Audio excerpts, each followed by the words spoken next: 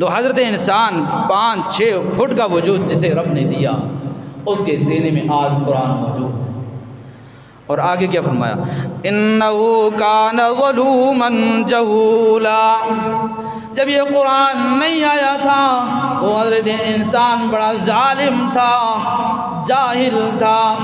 ظلم و ستم کا اندازہ آپ دور جاہلیت سے لگا لیجئے، جہاں عورت کی کوئی قدر نہیں، ماں باپ کی کوئی قدر نہیں، انسان کی کوئی قدر نہیں، چور لٹیرے جہاں موجود ہوں، دشمنیاں سالہ سال چلتی ہوں، وہاں جب یہ قرآن آ گیا ظلم بھی ختم ہو گیا۔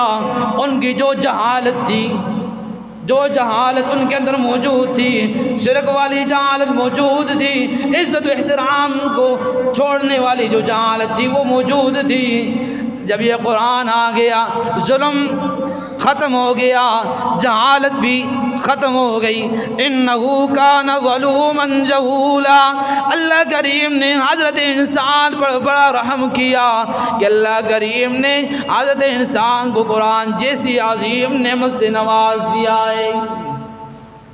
یہ قرآن عظیم کیوں نہ ہو؟